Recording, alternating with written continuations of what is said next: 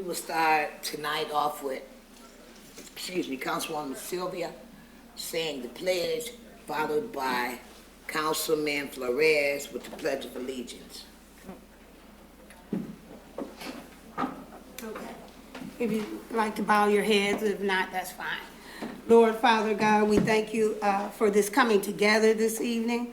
Lord, we're asking that you will bestow upon us wisdom and knowledge. Lord, and we're asking for there to be peace, Lord, and we bind up every spirit of confusion. In Jesus' name, amen. Amen. I pledge allegiance to the flag of the United States of America and to the republic for which it stands, one nation under God, indivisible, with liberty and justice for all.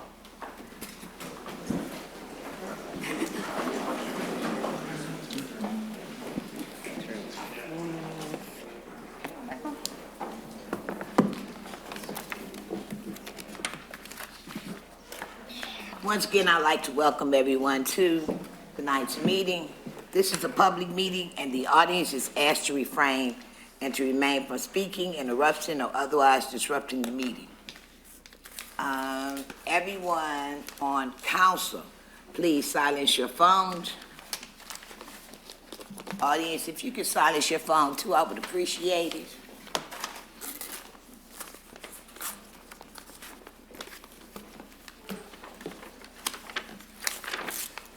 Madam Clerk, roll call, please. Councilmember Lamar Sylvia. Present. Councilmember Williams is excused. Councilmember Bench. Present. Mayor Pro Tem Balls. Present. Councilmember Scherzer. Present. Councilmember Ostash. Present. Councilmember Flores. Present. Councilmember Copeland is excused. Mayor Moore. Present. We have 7 members present, 2 excused. Do we have any announcements? Yes, Madam Clerk? Mayor, I do have announcements. I'd like everyone to be aware that Halloween, Okay. trick or treat hours are scheduled for October 31st from 6 o'clock p.m. to 8 o'clock p.m. Please be safe and have fun. And City Council will conduct open house discussions on Tuesday, November 2nd, from 10 o'clock a.m. to 8 o'clock p.m., and on Friday, November 5th, from 10 o'clock a.m. to 2 o'clock p.m. This will be regarding the ARPA funding and allocation ideas. The open house sessions will be here in City Council Chambers, room 205, and no appointment is necessary. And to remind everyone that this year, the city does not have a November election. Again, we do not have a November election this year. Next on our agenda, Mayor, is the proclamation, and it's designating October 24th through the 30th of 2021 as Pro Bono Week. Thank you, Madam Clerk. It will be read by Councilwoman Churchill. City of Saginaw Proclamation. Whereas access to justice is a fundamental and essential right to a democratic society. However, countless citizens cannot afford the legal representation that they need to protect their lives, properties, and natural liberties. And whereas each year volunteer attorneys donate thousands of hours of pro bono time and expert knowledge to these vulnerable populations. The invaluable contributions of pro bono attorneys help to ensure and protect a just society for every citizen. And whereas few other professions are in a position to offer this specialized assistance, and in doing so, these volunteer attorneys substantially enhance the distribution of justice and equality throughout our community. And whereas the Saginaw Bar Association is joining with the Saginaw Bar Association is joining with the American Bar Association to designate October 24th through the 30th, 2021 as National Pro Bono Week, and to highlight the need for pro bono services during these challenging economic times. During this week, we celebrate the outstanding work of pro bono lawyers who volunteer their services throughout the year. And whereas the energy generated by the National Pro Bono celebration is a powerful force that helps to build a just legal system that will result in equal access to justice for all. We support the efforts to ensure all people receive adequate representation and protection in the legal system, regardless of their economic standing. Now therefore be it resolved, I, Brenda F. Moore, Mayor of the City of Saginaw, hereby proclaim October 24th through the 30th, 2021 as Pro Bono Week in the City of Saginaw and urge all citizens of Saginaw to recognize the contributions of pro bono work in our community. We recognize this generous effort and the pro bono lawyers who serve our communities, strengthen our justice system, and support the rule of law. In witness whereof, I have hereunto set my hand and caused the seal of the City of Saginaw to be affixed this 25th day of October in the year of our Lord, 2021. Signed, Brenda F. Moore, Mayor. Council members Michael D. Balls, Mayor Pro Tem, Annie Bench, George Copeland Jr., Michael Flores, Monique Lamar Sylvia, Bill Ostash, Autumn L. Scherzer, and Reggie Williams II, and also signed Timothy Morales, City Manager.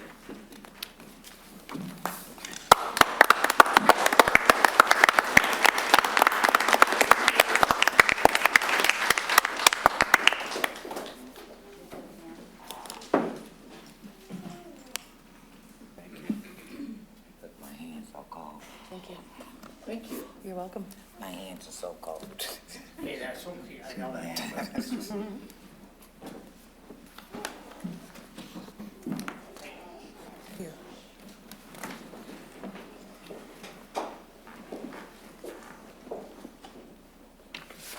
Good evening. My name is William Cowdery. I'm on behalf of the Saginaw County Bar Association and the Saginaw County Bar Association Pro Bono Committee. We thank you for this proclamation. As Councilman Scherzer mentioned, we are very, very busy. We have had two major projects, actually three major projects this year between the Pro Bono Committee, Legal Services of Eastern Michigan, and Michigan Works, where we have sponsored expungement clinics for people to get their criminal records expunged if they're qualified. As you know, as we all painfully know, I should say, there's a lot of people that cannot find good jobs because of their criminal records. Michigan Works got the money through a grant for the expungement clinic. We've had one last October at Legal Services of Eastern Michigan in downtown Saginaw. We had one in, I should say, last October 2020. Make that perfectly clear. We had one in August of 2021 at the Michigan Works project on East Genesee. Get my directions mixed up. And then we had one this past Friday at Michigan Works on East Genesee. Between the two clinics at Michigan Works, we have processed, or in the process of processing, over 300 applications for expungement. We are doing work to better our community. Thank you very much. Thank you. Thank you.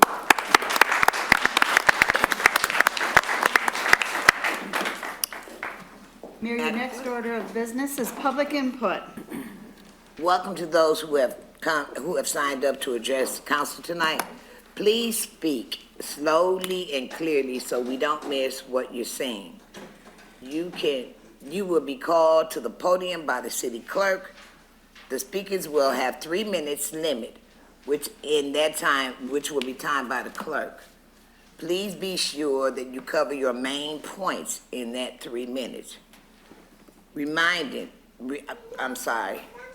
Let's be mindful and courteous and respectful to the members of the public and to those who are watching on SGTV and to the council so that we can give serious considerations to your concerns. Thank you, Madam Clerk. Our first speaker tonight is Maximus Jabbar. He's not here?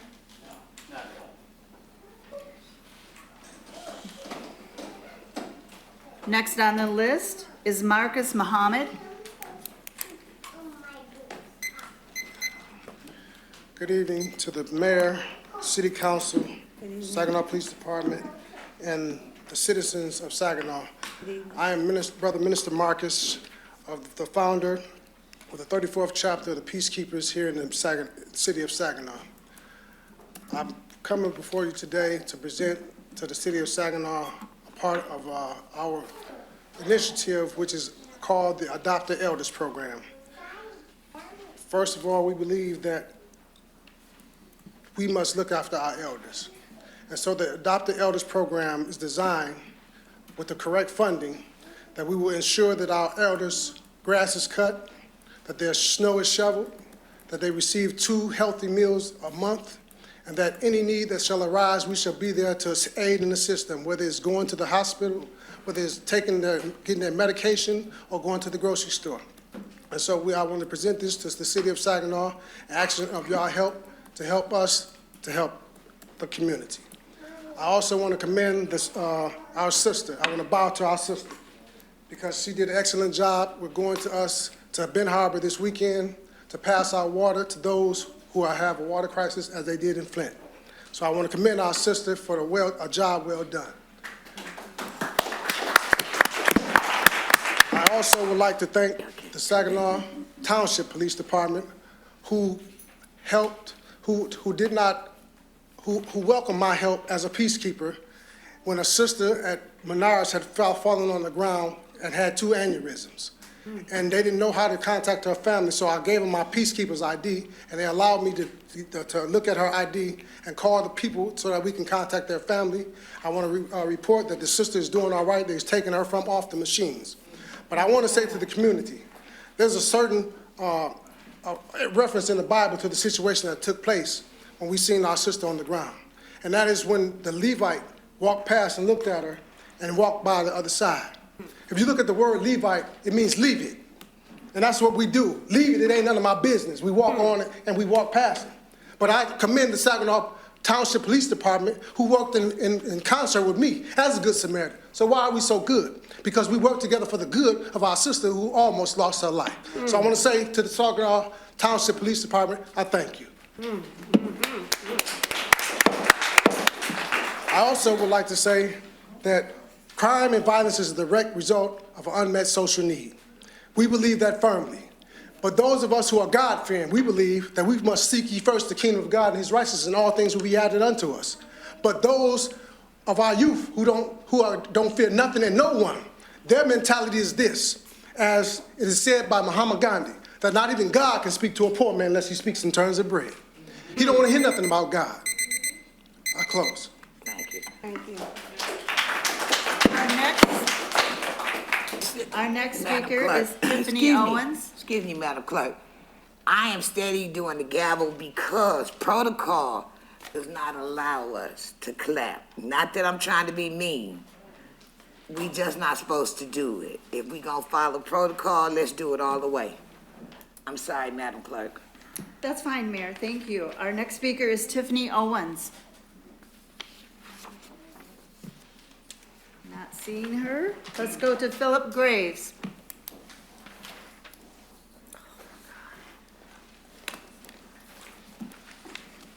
Hi, members of council. I think most of you know me by now, but for those that are listening that don't, my name is Detective Philip Graves.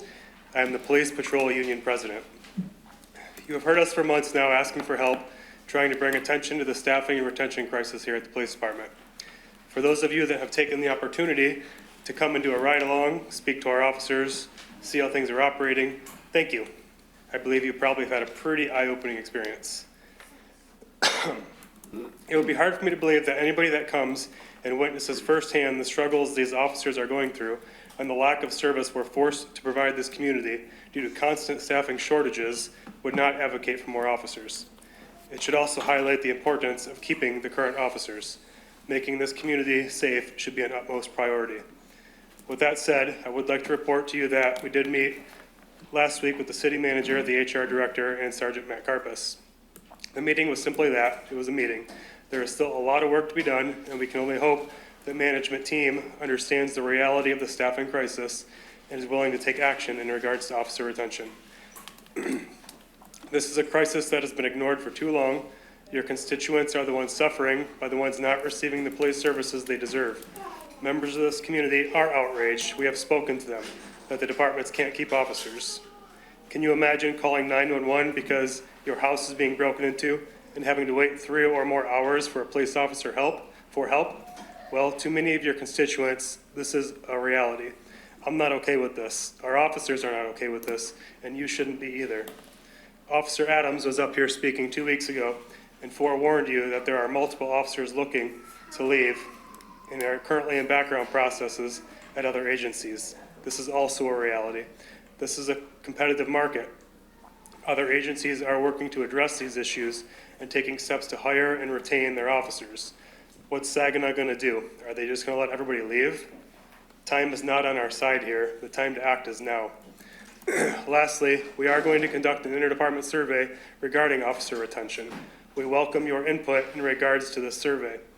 You should all have my email. If not, I can leave you a business card at the end with my email. And if you wish to ask, please respond within the week. Thank you for your time. Our next speaker is Henry Hill.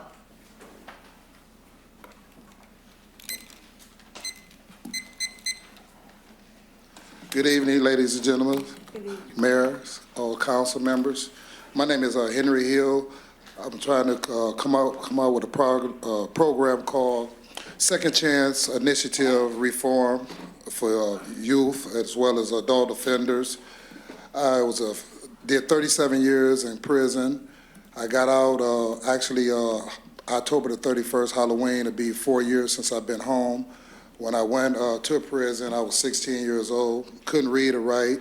I learned the significance of education. I started educating myself, got my GED, started going to college. And I see the big demand of a program out here for people returning to society, youths, adults. We don't have any programs to avail them to get reacclimated to being out here. A lot of guys have anger issues, resentment issues. A lot of people looking for somebody to mentor to them. I've been doing a lot of mentoring to youths out here. I did a few seminars out at Delta College. I talked to a few different people about the program I'm trying to get started, and everybody was saying that it's a need for Saginaw for us to have this type of program dealing with our youth offenders and adults. So hopefully part of my program will be dealing with controlling and preventing anger, relapse prevention, will make a person go back to their old ways. A lot of times, man, some guys still be in the same mindset that they was in when they went to prison and come back out here and fall into the same mentality and end up going back to prison again. And my goal is I don't want to see no youth experience what I did, 37 years in prison, and come out here and be blessed with a second chance and go back to prison again because there's no valuable programs out here for them. I just like thank y'all for your time. Thank you. Thank you. Our next speaker is Steve Meyer.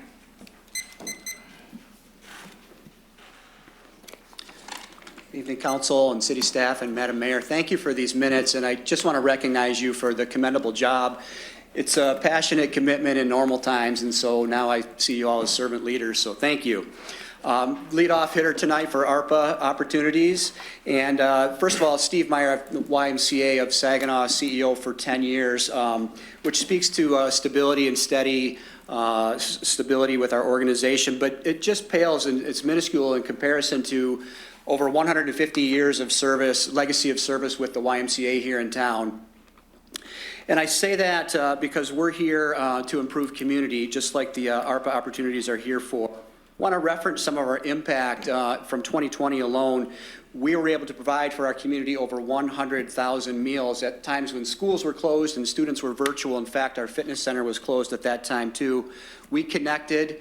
I appreciate comments from our first speaker. Connected, we did our own kind of adopt an elder program and connected with over 1,000 seniors during that time who were homebound and isolated socially as one of their only forms of connection. We pivoted to provide safety, our water safety program and group exercise programs virtually. The YMCA every day, we meet the tests. We meet several of the tests, but one of the tests of a nonprofit is to ease the burden on government. And so we've been leaning in and listening and learning about these ARPA opportunities with the city's strategic planning process, community leader input sessions, town hall info sessions with the consultants, and various webinars. We understand that the very simple format is to support and improve and strengthen communities with a couple areas of focus: public health, improving negative economic impacts, and replacing public sector revenue loss. Specifically, there's an earmark there for vulnerable nonprofits like the Y and others. The Y is uniquely positioned to help Saginaw at this time, to provide services and to improve community based on resources available. We pivoted quickly and fed 100,000 meals, as I already referenced. We pivoted quickly to provide summer learning opportunities as a catch-up makeup for 1,560 students over the summer, math, science, literacy, and social emotional learning as well. So I've left behind for you, I know decisions don't happen today, but for your consideration for future conversations, a comprehensive proposal, and the YMCA solutions are pretty comprehensive. We'd like to stand up a licensed childcare center for quality and affordable childcare, expand our feeding program to continue to provide more meals, expand our work with seniors, and really expand our drowning prevention program. That's our water safety program. Provide social emotional wellness and learning programs for families who are at risk with stress and fear and anxiety and depression. And if I could just make a closing comment, I wasn't able to cover. Motion to extend his time for 45 seconds, please. Thank you. Our effect on the end. Excuse me, we have a motion. I'm sorry. Mayor? I second. Thank you. It's been moved, it's been second. Any discussion? All those in favor signify by saying aye. Aye. All those opposed? We granted you a little extra time. Thank you. Thank you. 45 seconds. 45 seconds. YMCA is a trusted partner and a good steward of resources. Because of our longevity of service, we are a collaborator, we're a change agent, we have capacity, we have programs, we have facilities, leadership, trust, and staying power. We've been self-sufficient for almost all of those 150 years through fees and through donations. We lost momentum. We had momentum for about $3 million worth of earned revenue in 2019 prior to the pandemic. We scratched together a year end of 1.8 million, and we're forecasting 1.6 million at this year's end. So like others, we've been eviscerated. The Y's been here for Saginaw for generations, and we ask that Saginaw community would be here for the Y at this time. Thank you. Our next speaker is Jeffrey Bowles.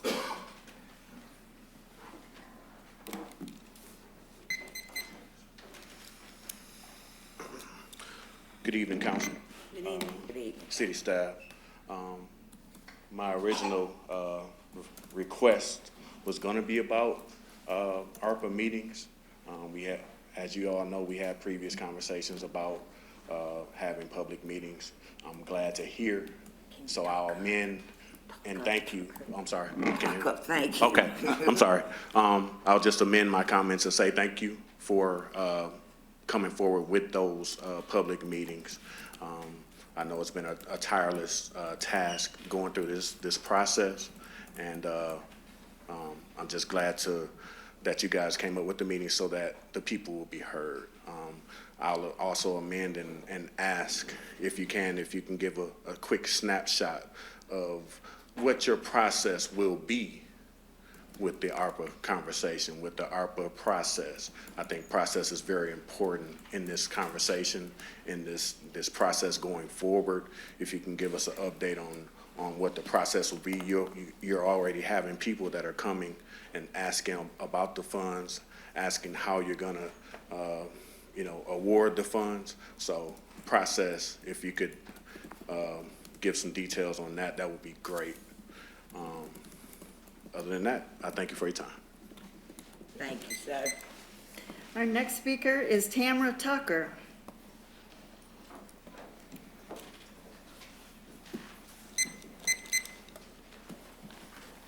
Good evening. Thank you, everyone.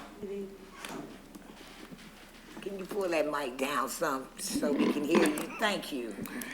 I want to say, first off, thank you to the mayor for doing my, not just my, we had a National Day of Remembrance for homicide victims, and the mayor stepped up because I wasn't able to be there to run that day. She stepped up and did it for me, and I would just publicly want to say thank you very much for stepping up. I'm here today to ask for funding for parents of murdered children. We have been in the community since 2013, and one of the things that we're having a hard time with is making sure that we have a space for the families to go, to make sure that we have just a door for them to just come through. We have a space right now, which a church with Newer Dimensions donated to us, but to have that space, we need a space that they're able to come to and be comfortable with. And I'm just asking for funding with that, maybe the maximum amount of funding that you can allow to us as far as helping with the families with funeral costs and bereavement, and making sure that we're able to take care of those families for the aftermath. I am a victim of homicide. Within the last 3 years, I've lost 4 family members to homicide. So I'm just asking that we can get funding towards that organization so that we're able to better help the families. Thank you. Thank you. Thank you. Thank you. Our next speaker is Stacy Byron. Good evening. My name is Stacy Byron. I'm the administrator of Hoyt Nursing and Rehab Center. You may remember me from 2 weeks ago. I came today to talk to you more about the ARPA funds and proposing that a proportion of the funds go to essential workers in the nursing homes. How do you define an essential worker? Currently, licensed nurses, certified nurse aides, and respiratory therapists are receiving an extra $2.35 an hour worked until September of 2022.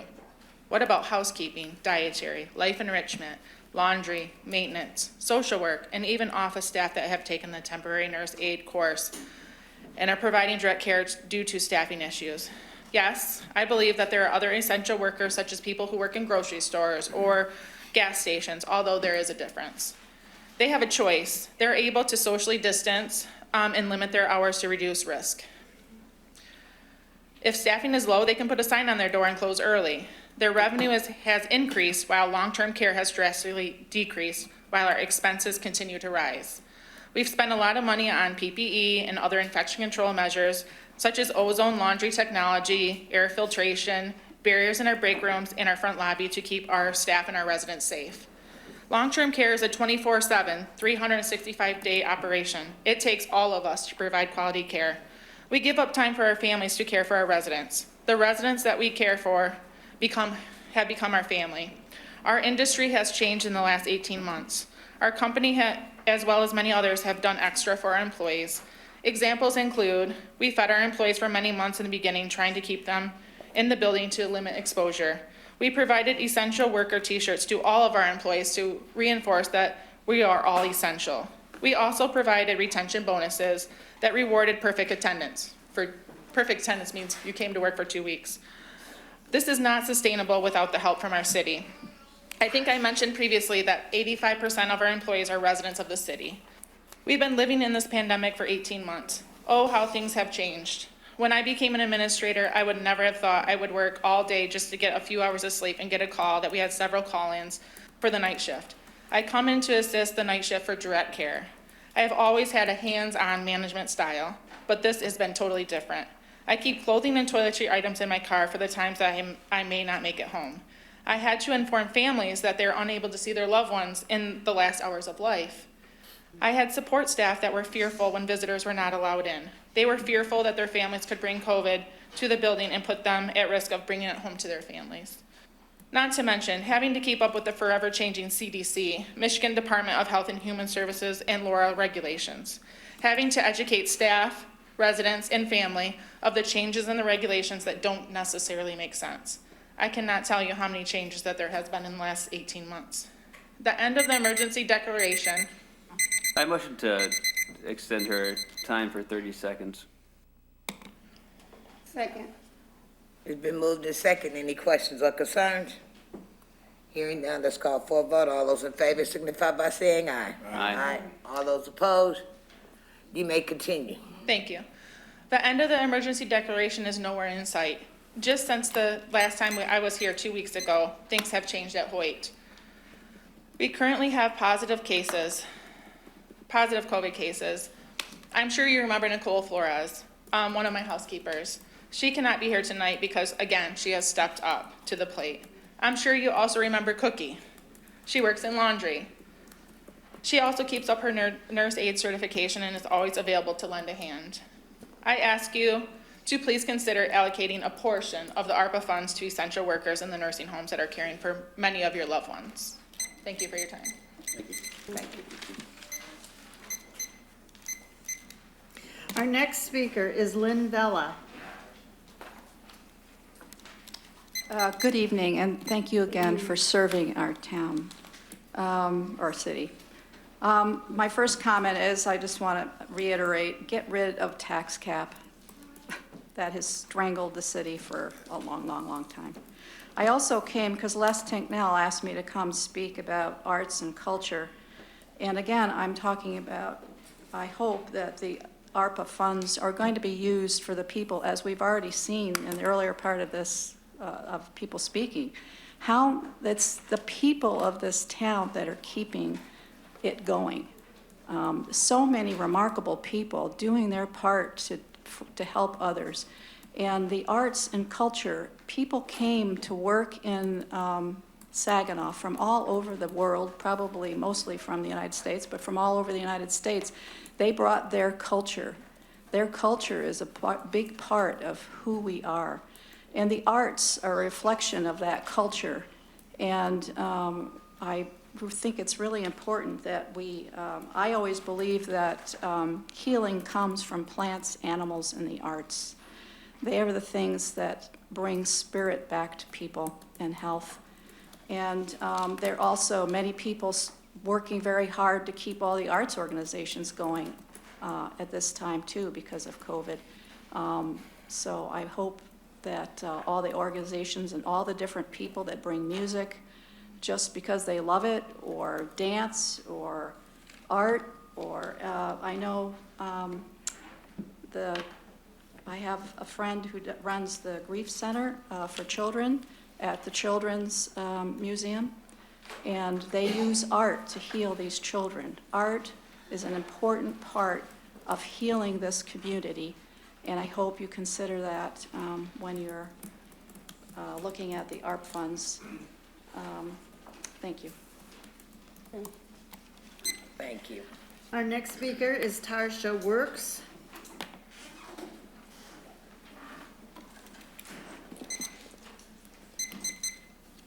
Good evening, Mayor and the entire council. I'm here to represent the NABE, which is a nonprofit organization here on the south side of Saginaw.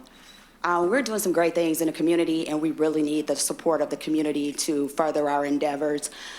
Without the lack of a community center on the south side of Saginaw, as you know, some of the risks consist of increased crime rate, poverty, lack of educational outlets as far as extracurricular activities, and that also has a negative effect on mental health because there's no adequate programming to curb the minds of the young people as well as the elders in the community. We really need your support when you're looking at those ARPA funds to make a positive decision on how we can further our community. And keep in mind, on the south side of Saginaw, there's no outlets. So we are working diligently. The individuals are all strong leaders that are affiliated with the NABE. And from, turning negatives into positives, who would be better at helping our youth in our community make a positive change and impact? So I say that to you all, we can't do it in our silos or whatnot, and some things you can't do collaboratively, but we can be a community center offering those services to pretty much have a positive impact and change the whole demographics of the city of Saginaw.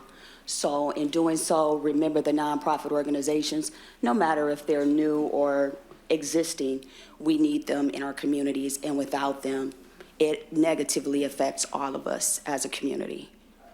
Thank you. Thank you. Our next speaker is Amy Spatafor. Hello, I'm Amy Spatafor. I'm the Managing Director of Pit and Balcony Community Theater and a newly appointed member of the Michigan Council for Arts and Cultural Affairs. Thank you all for your service and for being open to public comment, to more public comment on the opportunity before us.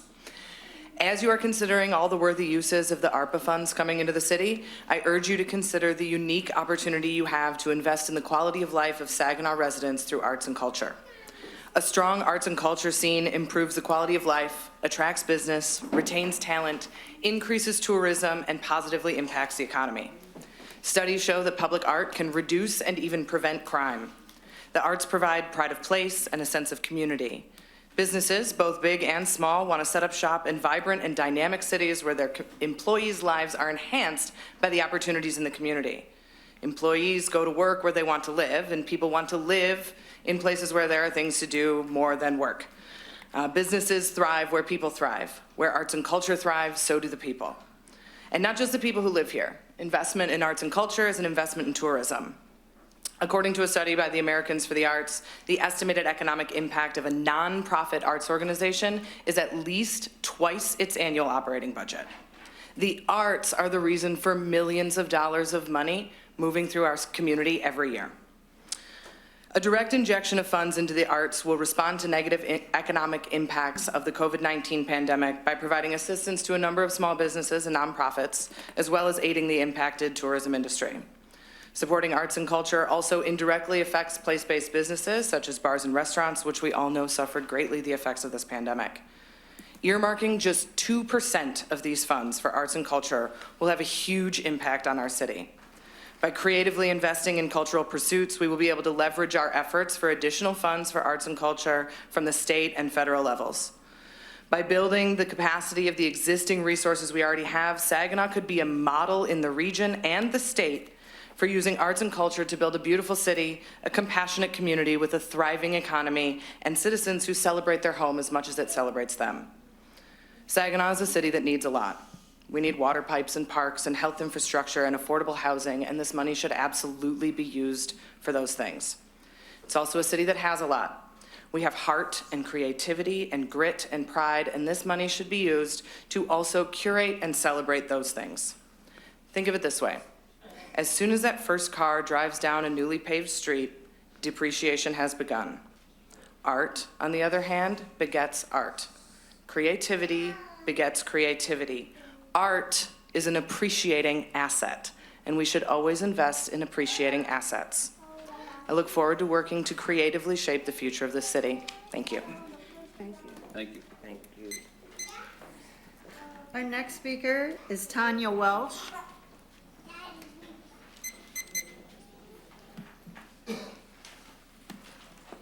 Greetings, Mayor and Council.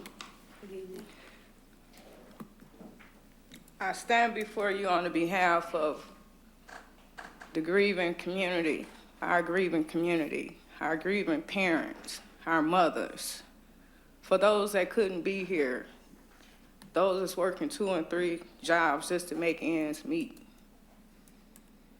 for those that are often counted out. And the nature of this visit is for you all to understand that we are here.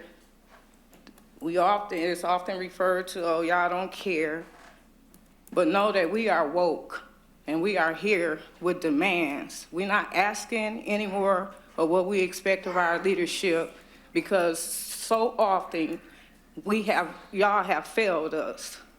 And at this point, because of the crisis that we experiencing in our community, and because of the lack of resources that we have in our community, and because of the lack of care and concern for our kids and our future, we dare that any money that come in here be distributed without equity. And that means equality and some, because we have been deprived way too long. And we come again with demands. And it doesn't matter if it's one, two, or a few of us up in here. Think about the number of people that voted for y'all to be the voices for us when we're not at the table. And I dare us to keep on blaming our kids for what's going on in this community, when we as adults are the ones that get the resources. We are the ones that's responsible for guiding them and helping them, for equipping them, for bringing out the best of them. But when we don't invest in them, then we fail them, and we have been a failure for far too long. But know that we are woke, and we coming with some demands. And we asking this leadership to open your minds, your hearts, and your schedules, and stop all of this in-house fighting, and let's get some work done. And we can do this together. So between what we got out in the community, the plan that we have, and the plan that y'all have, and for whatever the other divisions have as far as the police department, it's a lot of work that need to be done. And all of this putting the blame on one or the other, it's all of our responsibility. And until we all step up, then we failing our kids. They are our future, and we will invest in them. So for those of you that have any hesitations or any reservations, then maybe you should consider resigning. Because we will get to know each and every one of you, and not personally, on a personal level, who you're dating or any of that. But it will be on what policies and what programs y'all putting on the table for our kids. Enough is enough, and too much is too much.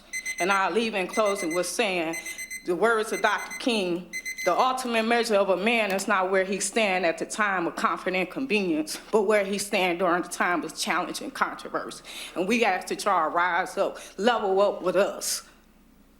Whatever these processes may be, open it up to our ideas as well. We are taxpayers, and we deserve, and we are citizens, and we deserve better, and we gonna demand better. So rise up with us. Our next speaker is Tiara Harris.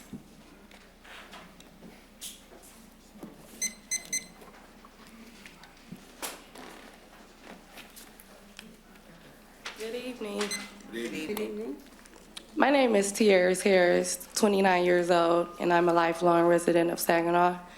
And I'm here to speak on the behalf of my community and my peers. We do care, and we want the best for everyone. We want our community to thrive, and the only way of doing so is with the help of our leaders who care and are willing to guide us. We are intelligent, and we can reach the sky, but we can't do it alone. This is a plea for help in which we are often denied.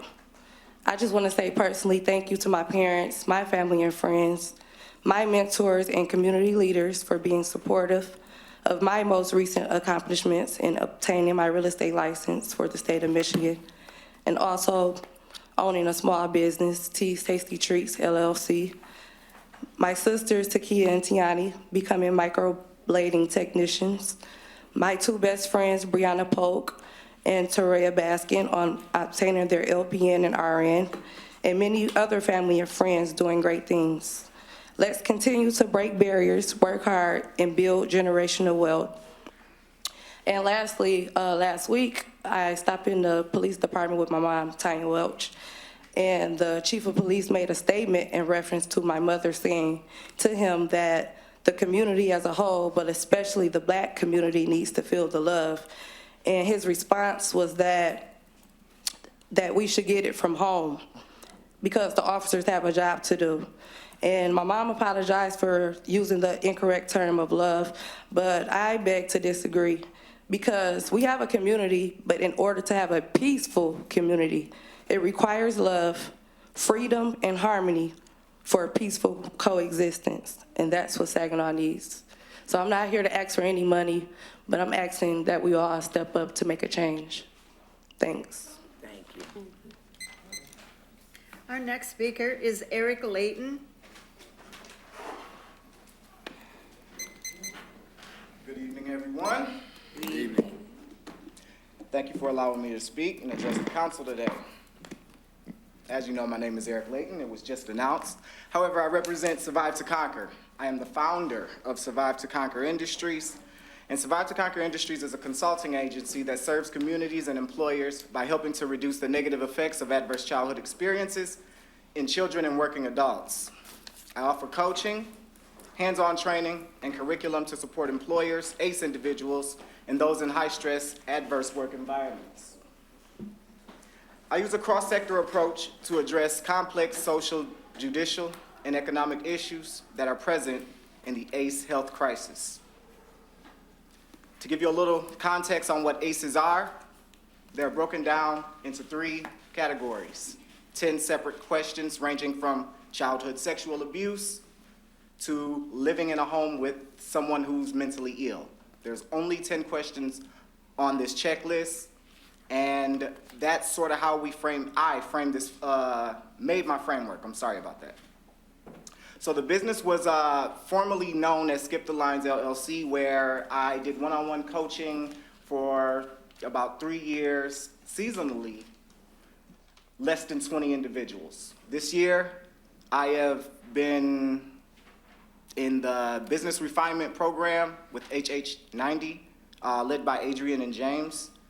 And I was able to pivot it into this consulting agency. And when I did that, I went out into the community and I was able to, let's say, draft, right? 3 hard-working individuals that are fathers, they are budding entrepreneurs, and they hold 9-to-5s. They strive to be better, and they are better. Survive to Conquer is a for-profit doing nonprofit work. I have built this on my own. I am a one-man band, and I am looking for city leaders, for those in adverse work experience or adverse work environments, such as the police officers, the firefighters, you guys listening to all our troubles in the city. We need to come together. So I created Survive to Conquer so that we could have a space where we could express the true issues and the underlying pain that's causing working adults to no longer work. So if it's entrepreneurship, if it's business and it's arts, then it's Survive to Conquer. We drill down in 3 sections: self-discovery, conditioning. I motion to extend his time for 30 or 45 seconds. I'm sorry. Second. It's been moved and second. Any discussion? Hearing no discussion, all those in favor signify by saying aye. Aye. Was that, how long was that? 45. 45. Thank you. So we continue, sir. Thank you. We drill down in 3 sections, which is self-discovery, conditioning, and execution. And so in self-discovery, an individual takes himself through all of his past trauma. So I told you there were 10 ACEs. Maybe you have 3, maybe you have 5, maybe you have 10, like me, and you checked out.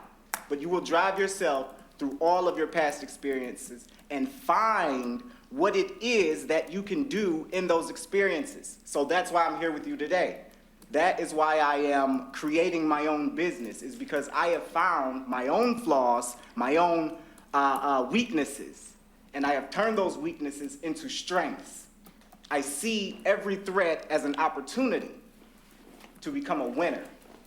And so I have practiced this, for over 4 years, and now we're here. It's about to be 2021. In December, on the 1st, we will have an official relaunch where you will be able to meet individuals like Val Santoya.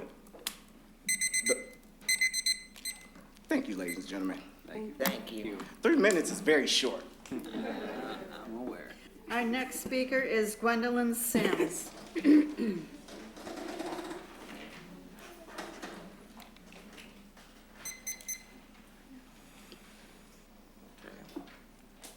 afternoon. My name is Gwendolyn Sims. I live in Saginaw on Randolph, 4135 Randolph. Okay, I live next door to a house that has grass up to here. And for 2 years, I've been calling the city to cut the grass because there's all kind of creatures in the grass. There's somebody live on both sides of the house. They got creatures that's trying to come in the house. Today was the first time somebody came out, because I called to get on this list, and looked at the house, and they say they're going to do something. They've been saying that for 2 years. So that's what I'm worried about, you know, all the creatures, and I have a lot of grandkids come over that's in the grass. It's abandoned. We can't find out nothing about the house. It's 4135 Randolph. And there's 2 of us on each side of the house that's getting creatures in the house. And another thing, I have a big tree in front of my house, which I rent there from Rodarty. And the limbs, I told them about it, big limbs falling all out in the yard on the neighbors. One broke his window on his truck, and I have discussed that with my landlord. They said it's the city's tree. So I'm talking about that too, the big tree that's. And that's it. Thank you. Thank you, ma'am. Our next speaker is Patrice Boulware. Greetings. Mayor Brenda Moore and council members, good to see you all.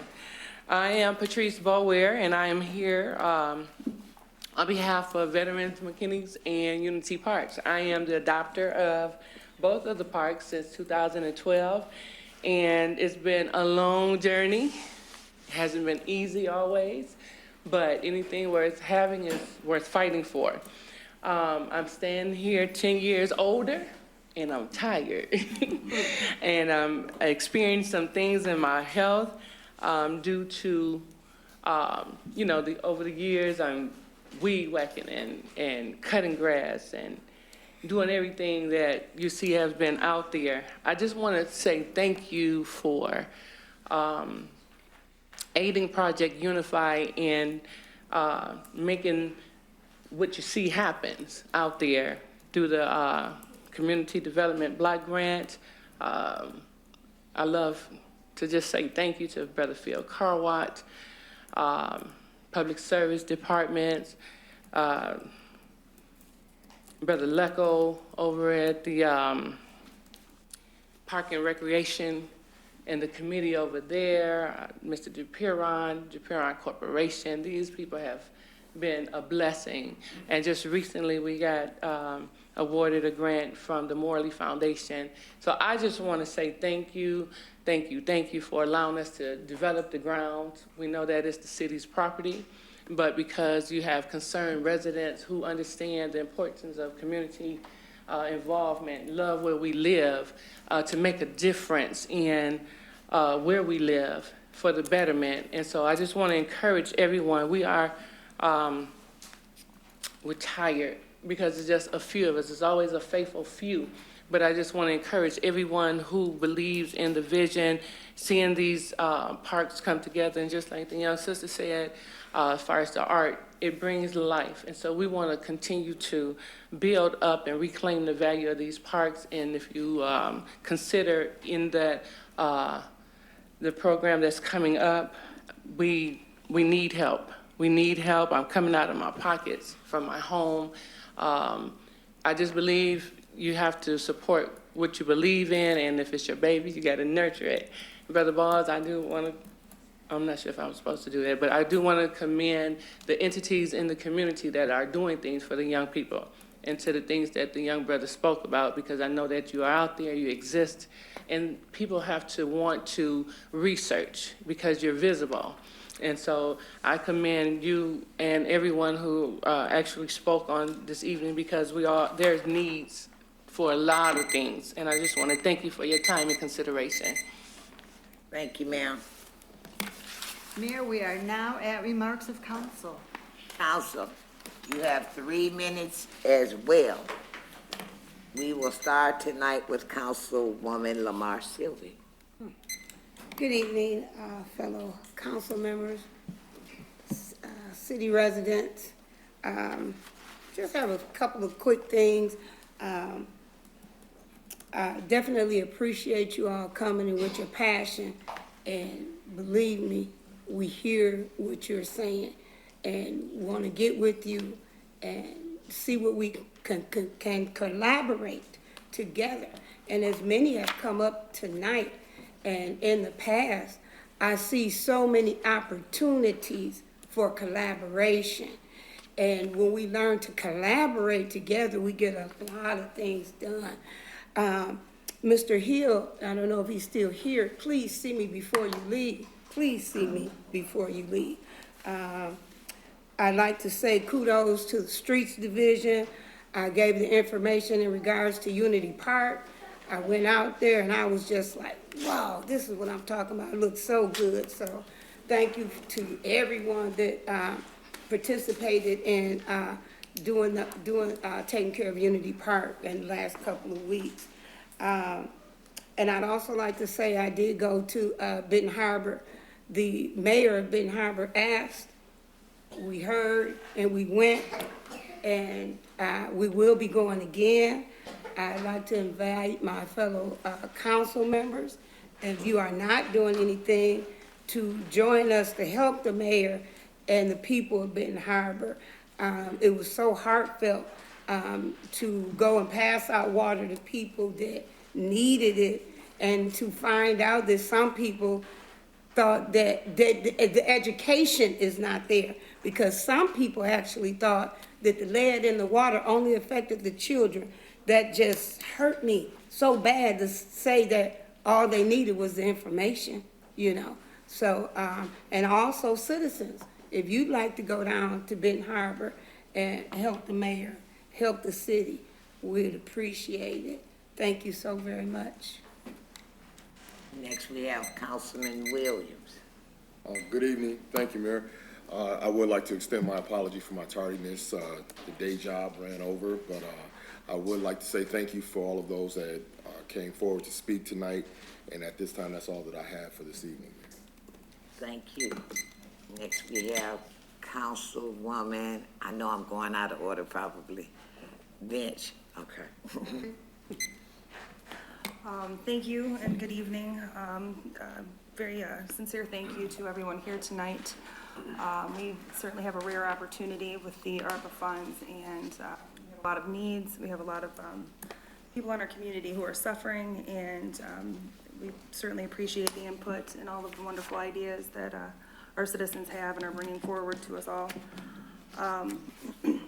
Ms. Boulware, you kept saying you're tired, and I kept thinking, she's tireless, but you've worked tirelessly for a very long time on your neighborhood and your neighborhood parks that you've adopted. And I remember when I first got on council trying to figure out how we were going to get playground equipment over there, and working with Phil Carwatt on that.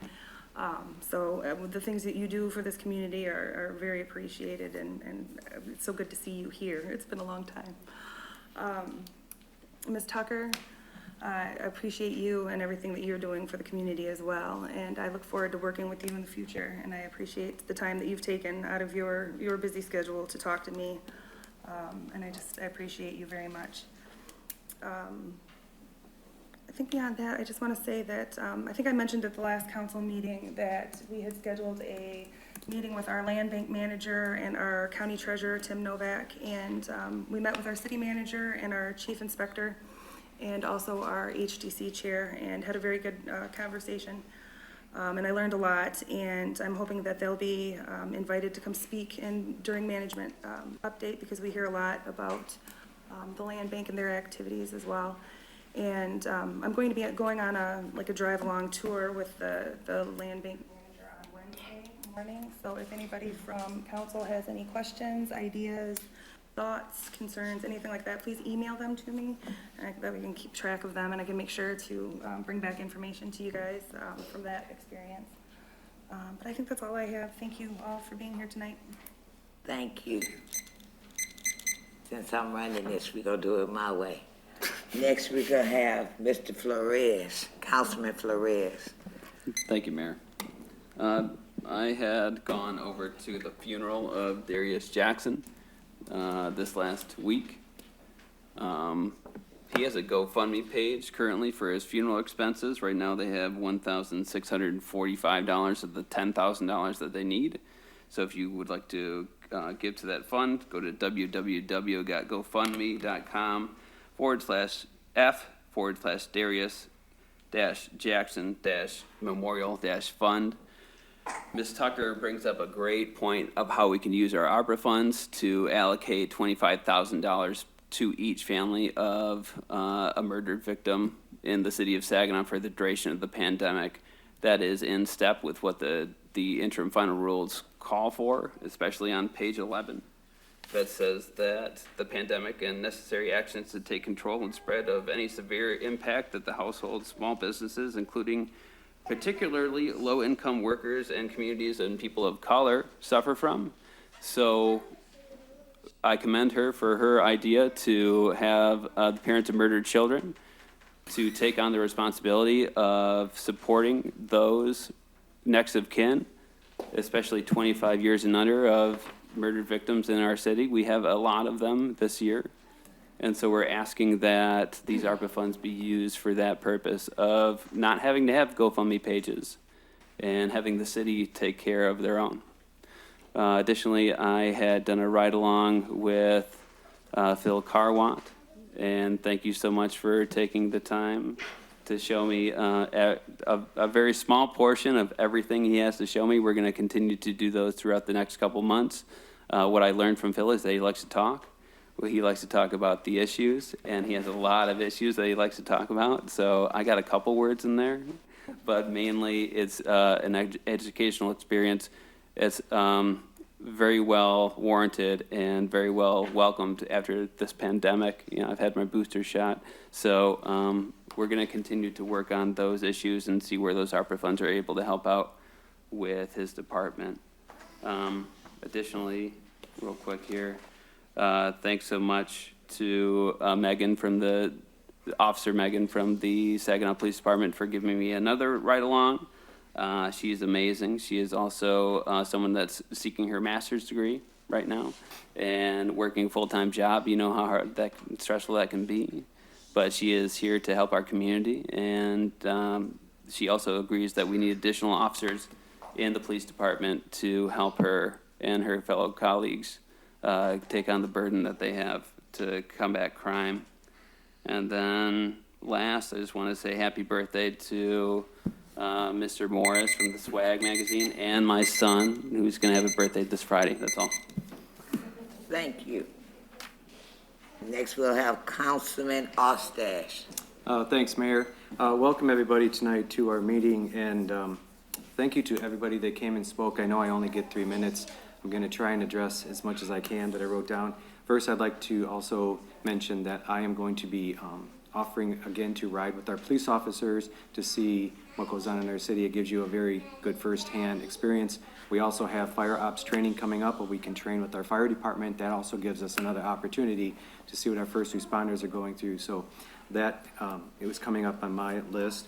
Marcus, again, thank you for everything you're doing with Peacekeepers. I don't know if you're still here. We actually had a chance to meet during the week at another meeting that we were at.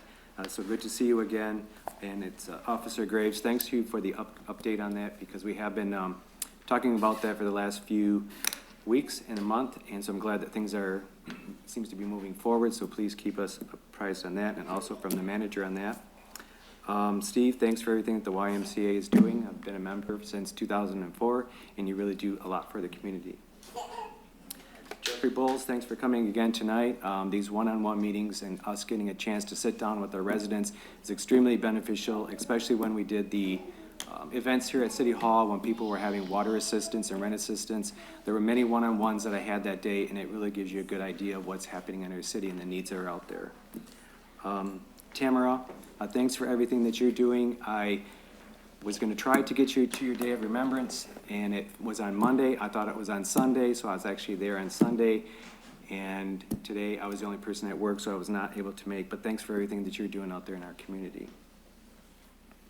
Lynn, if you're still here in the audience, tax cap. You cannot have me talk about that enough. So it does affect everything that I've actually taken notes on here today and how it severely impacts everything within our city. And thanks for everything that you're doing in the arts areas, and especially to Amy. Congratulations on all your recent accomplishments too, because art really does create emotion. And for the folks that are actually involved in art, it is a healing process. It does a lot for them. I know I had something else on here. One more thing too, I had an opportunity to attend the Saginaw Hall of Fame, so I want to congratulate the families of Frederick W. Case Jr. He was a biology teacher at Arthur Hill, and he was also a natural science teacher, and just the way that he impacted students was amazing. My spouse is a teacher, so it's nice to come along and see some of the out-of-the-box ideas that they have. And also a congratulations to Henry G. Marsh. He was also inducted to the Saginaw Hall of Fame. Henry had moved here in the 1950s, and if anybody doesn't know the history of Mr. Marsh was the first black councilperson back in 1965, and he then, excuse me, not 1965, 65 pro tem, first mayor in 1967. Thank you. Sorry I ran out of time. Thank you, sir. Next we have Councilwoman Churchill. Thank you, Mayor. First, I want to say thank you to everybody who signed up for public comments, whether it's a nonprofit organization you want to start, to one that's been around for 25 years, 100 years, to concerned citizens, to family members, parents, individuals in arts and culture, police department, water department. It doesn't matter, or I should add a neighborhood association. It doesn't matter where you come from. It is very evident that the heart and soul and love that you have for the city is portrayed when you come and speak to us. And even for those who can't make it here, we understand. And please know that everything that you share and say does not go on deaf ears. I think that is a sentiment that we share across this table. To share some great news, I'm very excited for Fire Ops and not spicy spaghetti. It has been like a common joke. However, there's background. The first time I visited the fire station, Champney made spicy spaghetti and I almost died. So, no, it's terrible. It was good. So looking forward to Fire Ops. Just want to remind everybody that Arson Watch is this Saturday, the 30th, at 5 p.m. at the Fire Department Training Tower. So please come out. Take some time, ride around the city. You get a nice little light and some really good food. But more importantly, you're helping protect and prevent fires during the Halloween season, or holiday, I should say. Another great thing happening in the city is Ted Robinson and Dr. Bobby Ann Robinson. She's passed away. Were educators in this community for a very, very long time. And right in our downtown Delta College location, they are having an endowment and a memorial this Wednesday. So there will be an everlasting scholarship available for anybody interested in continuing their education. So that is taking place on the 27th, and I just want to say thank you to the Robinson family. Ruby Robinson is the sister of Ted and Dr. Bobby Ann Robinson, who was also a very dedicated Zeta. I just want to say thank you to the family for contributing to the Saginaw community and the betterment of some aspiring child or even an adult's education to continue on. I also want to say congratulations to Marcia Reeves. She had Sunshine Circle. She's the producer of Sunshine Circle that premiered just a few days ago. She is a product of Saginaw and very dedicated to this community. So congratulations to her for all of her accomplishments. And definitely looking forward to the ARPA conversations with the community members. And more information will be coming, hopefully, on some guidelines, but also the process. So that way it is clear across the board that everyone is on the same page and having the same conversation and talking the same. Thank you. Thank you. Next, we have Mayor Pro Tem Balls. Thank you, Mayor. Good evening, citizens. I would like to thank everybody for coming out to speaking this evening. Believe me, whatever your concerns is, believe me, they will be met in some form or fashion. But one thing we got to remember is these ARPA funds, it do says in there that some of those funds should be used for minority issues because these communities has been ignored for so long. And it seems like sometimes when society catch a cold, somebody else catches the flu. We know what's been happening in our communities especially with crime and violence and things of that nature. But one thing I'm gonna ask everybody here to do, if you want this to be a better community, you need to be involved in the community.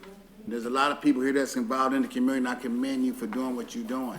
The gentleman has said earlier that the nonprofits help the city out because they do things that the city can't do. I mean, the city don't have the money to clean up all the parks. So we have citizens that do things in that nature.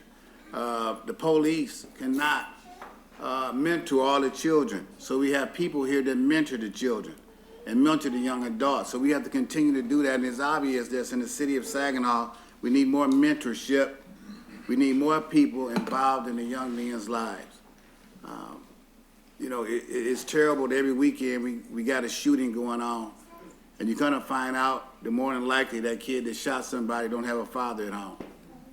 You know, or the kid that got shot, maybe he don't have a father at home. You know, so we gotta step up to the plate and try our best to help these kids and let them know what's right and what's wrong. Marcus Muhammad was talking about how some of the kids, they don't have no fear about doing what's wrong. You know, and it's a terrible situation. I had an opportunity to, a young man in our group, trying to mentor him. He needed, he's going to get, try to get a job. He didn't have the proper clothing on to get a job. So we took him and bought him a new suit, new shoes, all that stuff. He went to the interview, he felt real good about himself. And I asked him, I said, man, whatever you do, please do not hang out with any knuckleheads this weekend. Stay at the house. Think about what you want to do. Found out this morning he got arrested for hanging with some guys who stole a vehicle. You know, so we can only do so much. We can tell the kids what to do if they follow our lead. It's a beautiful thing. They don't, they end up in some trouble. And hopefully they won't get so deep into the trouble where they get to the point where they need to get some felonies expunged and stuff like that. We thank God for the lower associations to getting involved in these kids' life to help them get jobs. You know, because with that on their record, they cannot get a job. I mean, we all know that. And some of those kids just made some stupid mistakes. I made a lot of stupid mistakes growing up. I could be just like one of those kids. But thank God I'm here today to help mentor some of those kids and help out with some of these situations that's going on in our cities. Thank you. Well, I guess it's my turn, huh? For all of my public speakers, I want to thank you. You were heard. You've been heard. I don't want anybody to leave this room thinking that we don't grieve like you all grieve. I can speak for myself, I do. I can speak for this table, I hope, that we all grieve and we all feel the pain. Now, on the good note, everything does not always have to be bad, y'all. So it's good times. Come this weekend, it's trick or treat. So, on the 27th at Great Giant, not a Great Giant, I'm sorry, New Birth Church, we're having trick or treat. For those council members who would like to join me, please come and join me. If you like to give out some candy, I'd really love that part. It is going to be a nice experience. We're also we're getting ready to gear up. Yes, we need to be more visible in the community. So I'm hoping that my fellow colleagues will be interested in doing the float this year, the Pride Float. And we can throw candy out, we can walk, we can do the whole 9 yards. See, behind every gray shadow, there's got to be a silver lining for us. So this is gonna be a start for us, fellow council persons. On the 20th, on the 19th is Light Up the City. And on the 20th at 9:30 in the morning, we will meet. We will have a float and we will be passing out candy to the citizens. So please bring your children out for that. I don't even know what else to say anymore. I say it continuously. It's time for us to take our cities back. And the only way we're gonna take it back is we gotta stop playing and we actually gotta learn how to work together. Whatever goes on up in here, it needs to stop. What goes on out there needs to stop. We all need to become one. We cannot move the city forward without us all working together. And I'm sure that is the sentiment of everyone up here now. They don't have to answer. I'm not waiting on an answer. Yes. The other thing is, Minister Malcolm, please, I just need you to tell Mayor Mohammed that I'll be there. Not only do we need to help in Battle Creek, but we need to help in Saginaw. I need y'all to help me. Benton Harbor. Benton Harbor, I'm sorry. Thank you. I'm obedient. Madam Clerk. Your next order of business is the reports from the city manager. Yes, sir. Thank you, Madam Mayor. So I would first like to mention the sessions that the clerk did give the dates for. So the input sessions here in council chambers, November 2nd from 10 to 8 p.m. and Friday, November 5th from 10 to 2 p.m. And various council members will be available throughout the day to talk with residents. So I want to thank council members for participating in that event on those days, and also thank Vicki Davis in the manager's office for coordinating that and putting it all together. A number of council members did mention the issues in Benton Harbor. I would bring up that the city of Saginaw did receive $4.5 million in funding from the state of Michigan to aid in the removal and replacement of drinking water lead service lines throughout the city. Now, this is a project that we have planned. We're not in a similar situation, but we are complying with the state regulations that changed. And I did receive Councilman Ostash did contact me after this announcement came in. How does that impact our overall project? So our overall project for lead line replacement is in excess of $50 million. So this is a little bit less than 10% of that entire project. So what does that mean overall? That it could decrease the time of the project. For instance, if we decide to contract out some additional line replacements through this time, and it could also help us maintain that lead service line replacement fee at a level amount for maybe a short period of time. So we're looking forward. Hopefully the state of Michigan will provide additional assistance to cities like Saginaw. There were 37 communities throughout the state that were awarded funding through this program, and it is a forgivable loan program. So it's a great program for the city of Saginaw, and thank you to Paul Reich and the staff at the Water Department for completing that application. It was a long and arduous process, but they did put a lot of work into that, and it was a successful venture. And the final item that I do want to mention is next Monday, November 1st at 6 p.m. the CMU RC at the SVRC Marketplace. Please join the city staff, sponsors, and cooperating organizations to see the presentations for the Saginaw Soup Pitch Competition. There's a $5 entry fee at the door, and guests get to vote for favorite entrepreneurial idea. Sponsors include the State Bank, Wildfire Credit Union, Huntington Bank, and Independent Bank, and event organizers and partners include Saginaw Future, Saginaw Economic Development Corporation, Small Business Development Center, Saginaw Chamber of Commerce, CMURC, the City of Saginaw, Bridgeport Township, Saginaw Township, Frankenmuth, and Chesaning. So it's a great cooperative event this year, and this is the first time that we've had that many local units of government participating. So the goal of Saginaw Soup is to help local entrepreneurs that have a dream and a vision for their business fully develop it and bring it to fruition. The top 3 pitches will receive cash prizes and in-kind.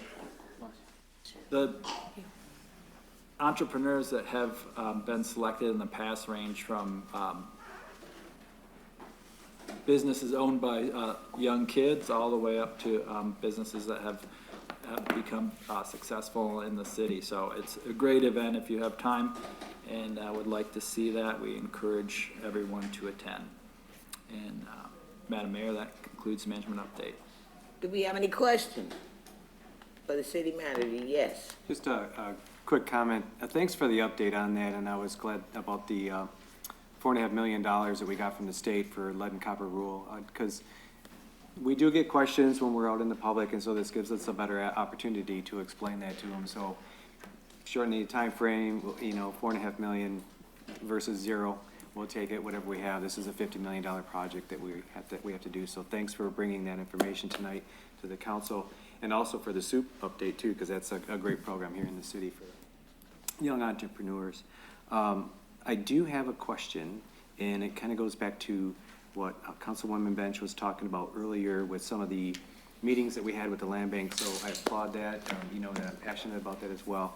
I do have a question about 708 East Genesee. Have we had any updates on that as to where we stand? So, Darren, I'd ask Darren to provide an update for that. I think, I don't think we have a lot of new information, but he has worked to some extent with the land bank on the inspections. Good evening. At this point, we have not received a definitive from the land bank or the county treasurer as to their decision, what they're doing with that building. But they do know that they're under a time constraint as far as safety concerns with it. Okay, thank you. I guess, Manager, I'd like to ask that we have the land bank and give a report to the council under manager's report. Certainly, we can invite them. They did indicate, I think, to Councilman Bench that they'd be willing to come and provide that update. So great. We'll try to fit it in. I think we have a few presentations at upcoming meetings, but we'll get it in the next 3 or 4 meetings. We should be able to schedule it. And 3 or 4 meetings, though, that doesn't give us a lot of time with the condition of the building, though. I think, well, I guess if it's with the particular building, I don't know that having them come to do the update, well, that we can probably talk to them directly. I think the presentation they were offering was kind of an overall presentation on land bank properties or discussion rather than one specific one.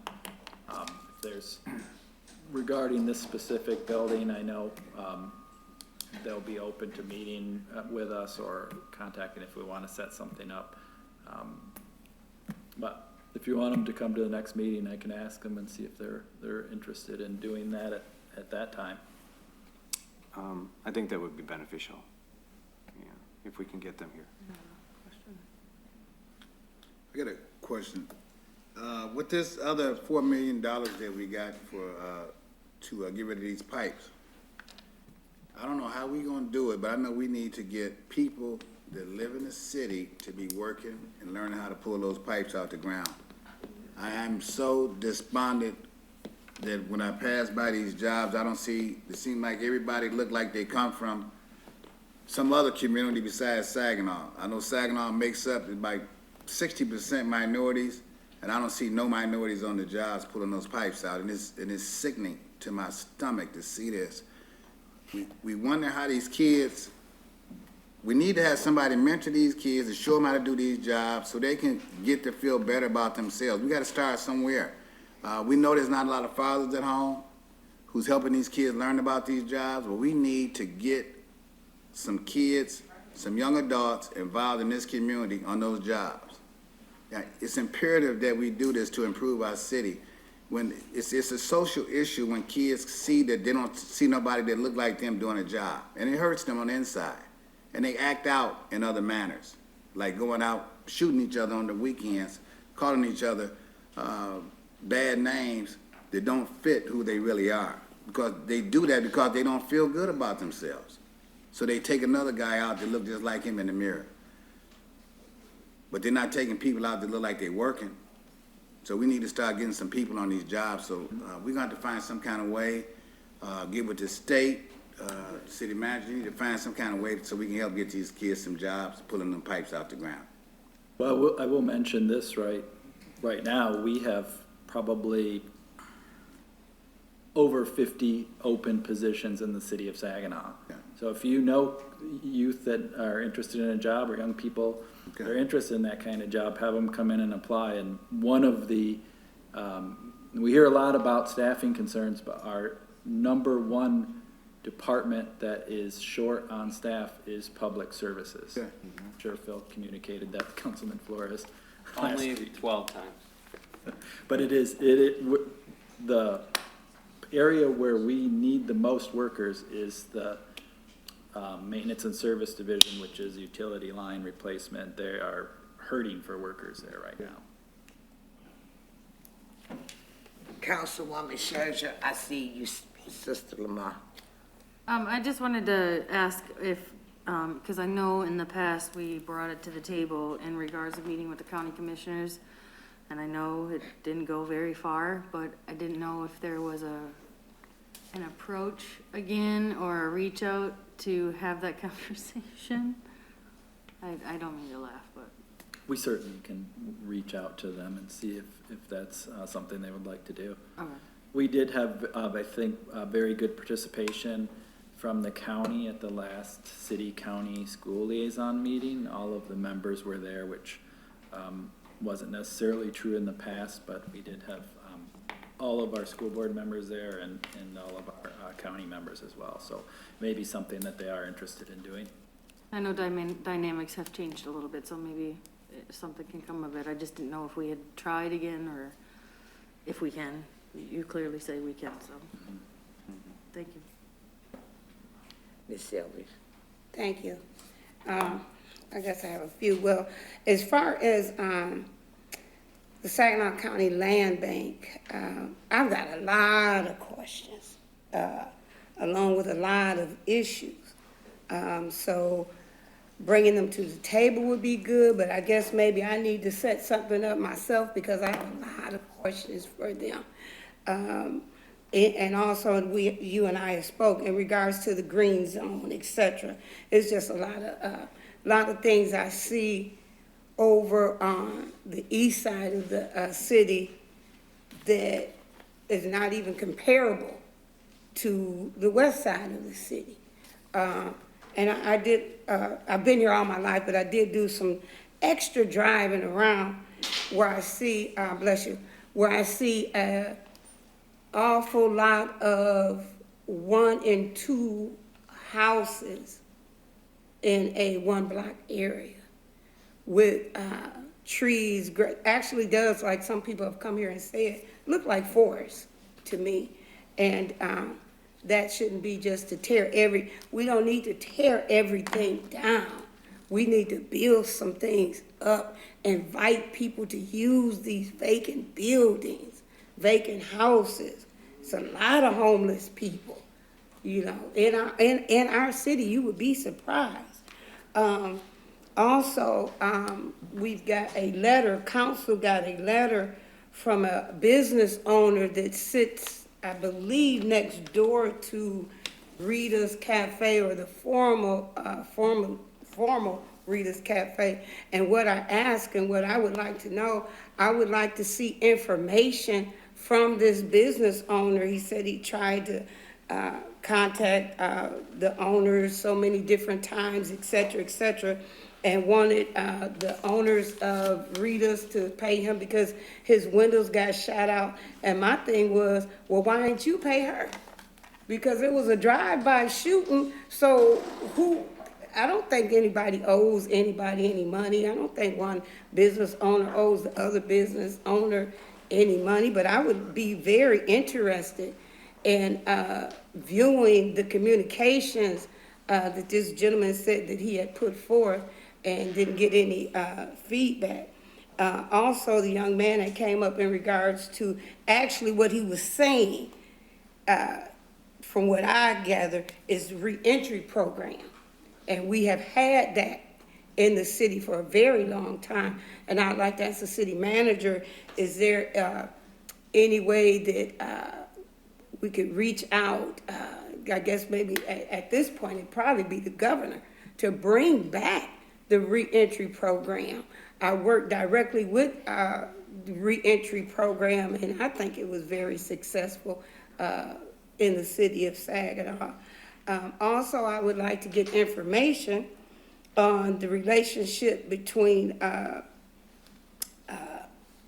guess it's Mr. Miller Jr., that works for the city, and Mr. Miller Sr., that works for the county, how that relationship goes, you know, what both of those do, because from my understanding, and correct me if I'm wrong, Miller Jr. reports to Miller Sr. at the county, and if I'm wrong, please correct me. But I'd like to get a better understanding on that particular relationship. Thank you so very much. Tom Miller Jr. works for Saginaw Future, which is an independent agency. Miller Sr. works for the county treasurer. Neither one reports to the other. So that, but I would, I do know that Joanne Crary at Saginaw Future is working with the state on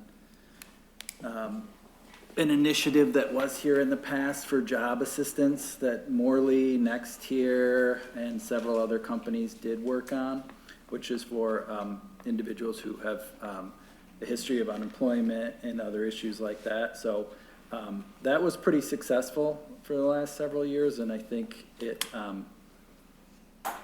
did either shut down or slowed down quite a bit, but I think there's an opportunity for that here. And I would, regarding plans with the land bank and the properties, that's something that Councilwoman Bench and Councilman Ostash have been working on. Particularly, I know Councilwoman Bench and the chair of the Historic District Commission is looking at some possible programs that they can do to save some of the houses and to remodel them. And also, I believe Mayor Pro Tem Balls' organization is working with the land bank to get homes that their youth can work on. So there are opportunities and programs like that that are going on. But I think one of the points that you make is something that a lot of people are talking about with how can you, particularly with the opportunity with ARPA funds, how can you improve neighborhoods and bring people back to living in the city and have affordable housing? Yeah. That's, I think, can be one of the key measures, because what's your overall goal when you're looking at ARPA? And a meeting I was talking to someone, and in the city of Detroit, Mayor Duggan had put a goal together, and they had the goal. They didn't necessarily meet it, but for 2020 they wanted to have no population loss. And they did, but what can we do similarly? We went down from 2010 51,500 people to 44,202, which is a 14.2% loss. So how do we make an impact on that? And we should have a goal of, we need to get back to 50,000 people by 2030 with the next census. So how do we do that? How do we spur that? And how do we impact that? I think that the ARPA funds do provide that opportunity, because you can use it to impact housing. You can use it for home improvement type opportunities. You can use it for neighborhood stabilization, different things like that. And I think that key can guide you. We're talking about numbers of staff in the city, number of firefighters, number of police officers. With that kind of a decrease in population, we're going to see a decrease in state shared revenue. And I'm going to be working with the MML to look at that and talk to the state about that. But the state shared revenue formula, one of the basis is population. Gas and weight tax, that's what pays for our streets in the city. Population and miles of road is all in the formula. So that kind of population impact has a significant decrease in our level of funds in the city, not to mention income tax and other sources of revenue. But then we also look to our Cdbg funds. Mm-hmm. So as an entitlement community, we get those funds annually in allocation that limits 50,000. So we're below 50,000. What does that mean for our CDBG fund? Anywhere from $3 million plus a year that we can allocate back out to community organizations and nonprofits. We have not been informed by the federal government our status regarding that funding based upon the census. We're hoping that we would get a waiver like similar cities have.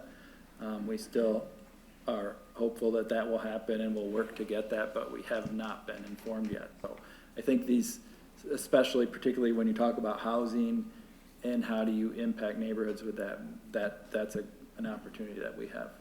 Thank you. Quick comment. I have a comment. Oh, you need to? Go ahead. Okay. Is there gonna be any change to the COVID protocol that we have for the city and the city staff if we continue to see cases spike as they have been? They're comparable to the spring and the fall in terms of cases and morbidity. So we had a different practice at that time. We do have, I think right now, our protocol is what was the last recommendation from the MDHHS. So we implemented that several weeks ago. We don't have other guidance from the state at this point, but we'll monitor that with our staffing because of course the levels within our staffing can have a significant impact on our ability to provide services. Particularly, we do watch the water treatment plant, wastewater plant, fire department, et cetera. But we do have limitations in those departments as well that are beyond what we typically had for operations. So, for instance, the ride along with Phil, we would have probably not had anybody else in those departments or the water department in the past, but definitely something that we would continue to monitor. Thank you. And then also with the announcement that the MSU U of M game is going to be at 12 noon, are you still planning on coming to the session from 11 until 1 o'clock? Yeah, I will be there. All right, thank you, that's all I need. And then also, what jobs are currently available for the Public Works Department that we can broadcast? Yeah, well, they're all on the city's website, and I believe that you can actually apply on the website now. That's an upgrade that we did. So we always encourage people to check out our website, and it does vary from week to week. A few weeks ago when I looked at our open list, I think we were at 73 open positions. It went down to 54, but as Councilman Balls mentioned, you see a lot of the utility line replacement. Our staff is moving over to those jobs too, as they do try to get local people, but it's getting, I did talk to another group a few weeks ago, the mayor and I did, about encourage youth to go into water treatment. That field is severely lacking in staffing. So if you know young people, there's a program at Delta College that our staff work on that and teaching, but I was just getting emails today from various city managers across the state. They can't hire operators in their plants, and we have a plant here in the city of Saginaw that serves basically all of Saginaw County, parts of Bay County, and I think it goes out to Tuscola County. So that has a significant impact on the health and safety of our region. So those kind of jobs, and if mentorship that Mayor Pro Tem Balls talks about, hey, if you know kids that are interested in that, send them our way. We'll work with them at the water plant and help them know what classes to take and what to do to get in that kind of work. Because if we can get more people who live in the city and want to work in these plants and on our utility lines, we're all going to benefit from that. Thank you. Yeah, I share the concern that Mayor Pro Tem has about making sure that the folks that are working look like the folks that are living in the city. When I did a ride along with Mr. Carwatt, he did show me the staff over at the cemetery, and they look like they live in the city. And so if we can expand upon that staff, and again, these are individuals that are 65 years old, carrying over 250 pounds worth of stuff sometimes, depending, and it's a staff of 2. So this is a department that we need to continue to make sure we're spotlighting, to have younger applicants that are strong, men and women, to be able to fill those positions.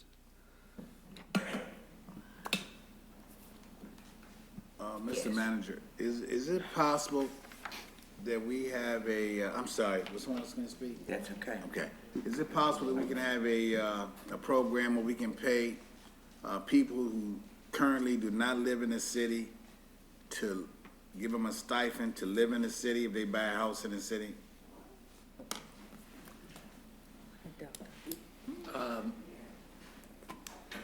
I think there are things that we could look at doing to encourage home ownership in the city. All right. Well, I think we need to do that. I mean, I look at this thing here, and we got people that's complaining about what's going on in the city. A lot of them don't live in the city. You know what I'm saying? I appreciate they have concern for the city, but I sure would like to see them living in the city, especially the workers. All right, thank you. Yes. Now, I gotta remember 2 things. I'm not sure if, we just talked about incentivizing to live in the city. I'm not sure if a neighborhood enterprise zone would work.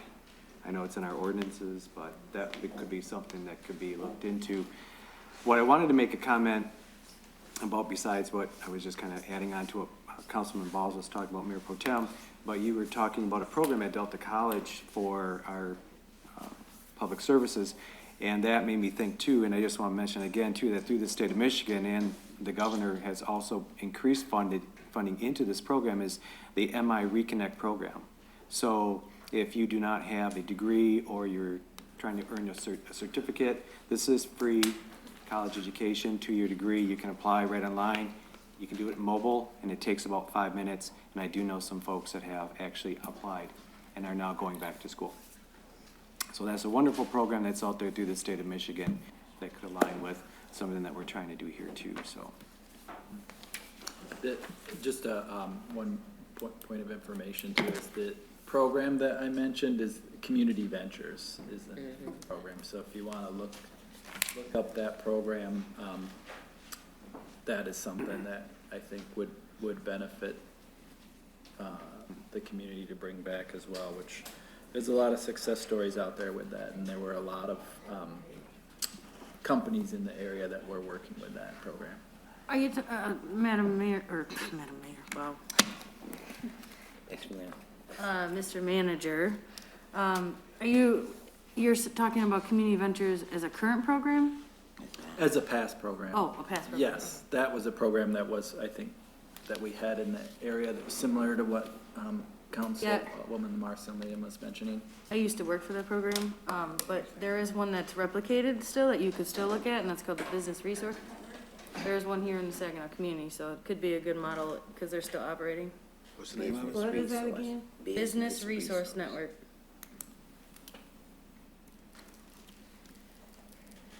Just wanted to share that, thanks. No problem. Any other questions? Thank you, Mr. Manager. Madam Clerk. Mayor, we are now at the consent agenda. The agenda has been available at City Hall and on City's webpage and on SGTV Channel 191. I need a motion leaving rooms for exception. So move. Support. Do I have any exceptions? Hearing no exceptions. No exceptions, I'm sorry. Call for a vote. All those in favor signify by saying aye. Aye. All those opposed? Madam Clerk. Mayor, you are now at boards, commission, and committee reports. Do you have anyone who would like to report on any community programs that they went to?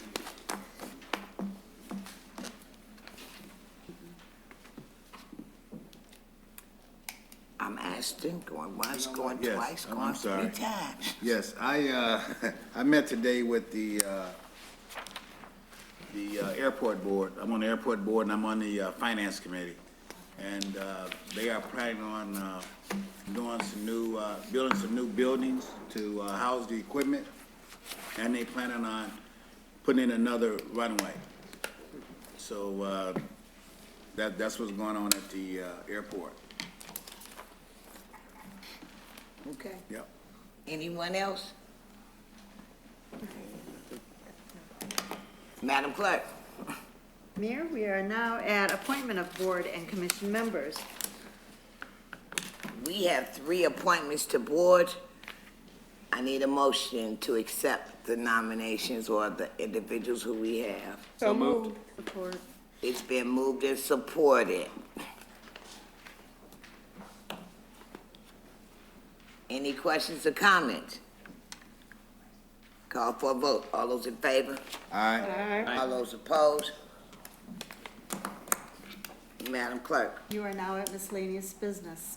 do we have any miscellaneous business that we need to discuss? I have something real quick, I hope it's quick. To the city manager, do we have the, new questionnaire for the ARPA, fund? Vicky Davis and the staff are working on that, so we should have it this week. All right, thank you. Could you explain the program that we having next week where people can, citizens can come in and speak about the ARPA funds? Yeah, that's the, Bulls heard him or not? I'm sorry? I didn't know if Mr. Bulls heard what the criteria is and what's the setup's gonna be when they come in for it next week.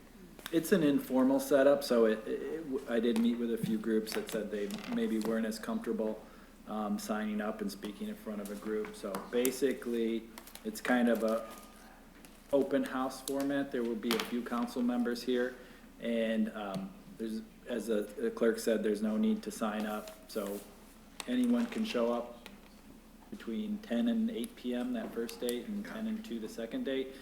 Sit down with a council member and tell them ideas that they have or thoughts that they have about ARPA and what, you know, whatever it happens to be, just there to listen.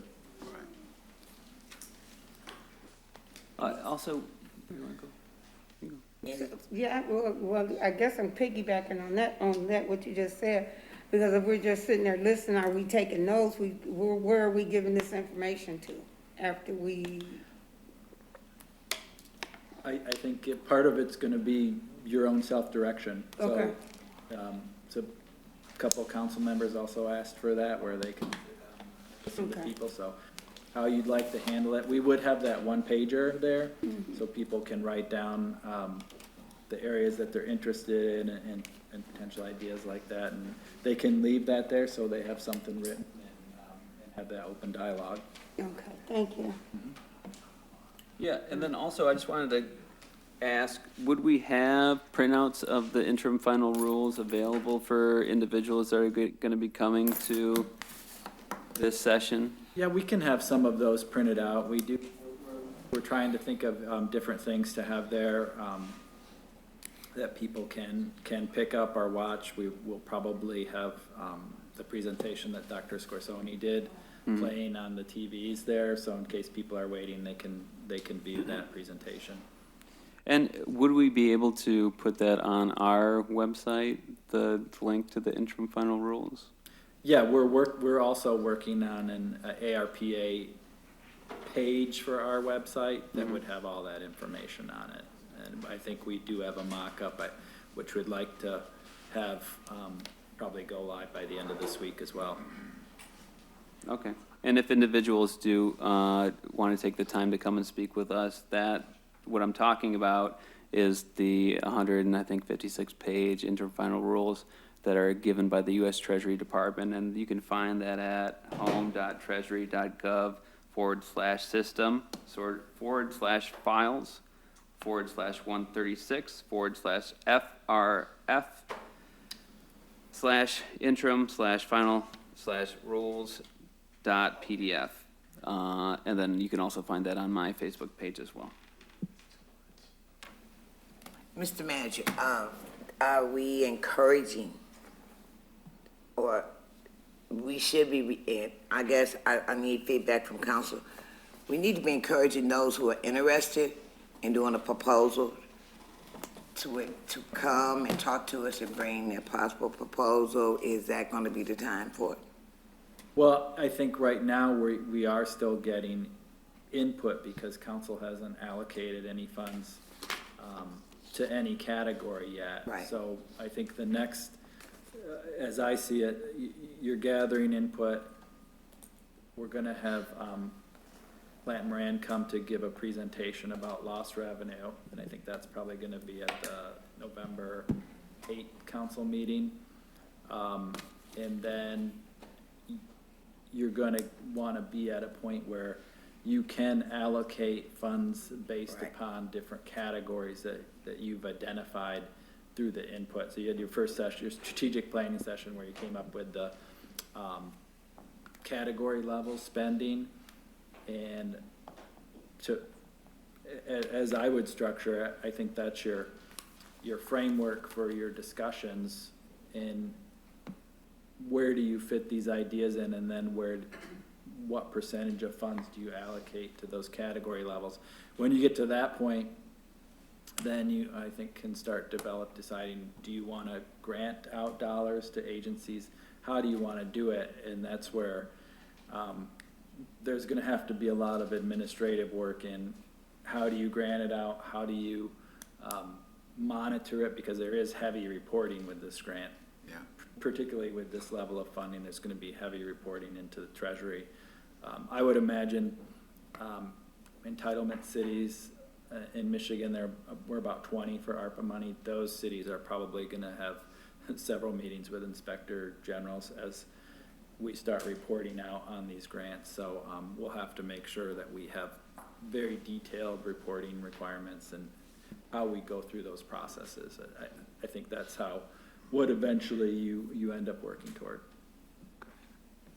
Okay, thank you. Any more questions? And to go along with what you're talking about right now too, even through MML and at the conference, and I forward that information over to you too, I'm not sure if that'll be helpful for us, but through the National Leagues of Cities, they were also offering a program to help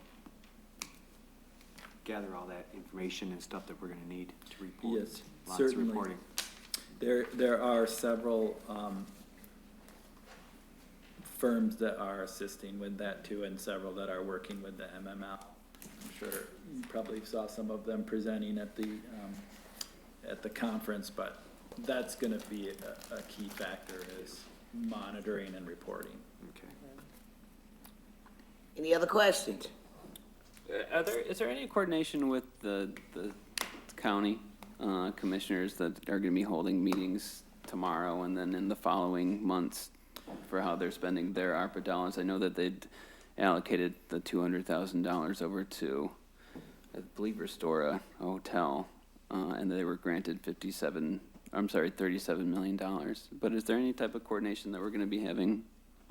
Yeah, we're looking at possibilities for that. So whether it happens to be me working with the controller or council members working with county board members, we did have a discussion at the city school liaison meeting about working with the county and the schools, particularly as it deals with mentorship and youth initiatives and community centers. So I think that opportunity is going to be there, and that committee might be one of the best places to do it, because you have 3 members from council, 3 members from the county board, and 3 members from the school board that are part of that and have been working together for quite some time. This is the first opportunity really that they've had funds available to be able to do a project, so I think that opportunity's there. When's the next meeting date? November 18th, I want to say. I don't know. I'm looking at you because you thought it was last Thursday. We'll get you the date on that. It's next month, that much I know. It's November the 18th at 5:30 as far tentatively it is at school board. Saginaw Public School Board on the line. All right, thank you. Any other questions? For the good and the order. Any more questions? I need a motion. So moved. What's the motion? I need a motion to adjourn. You got it. All those in favor signify by saying aye. Aye. All those opposed? Nay.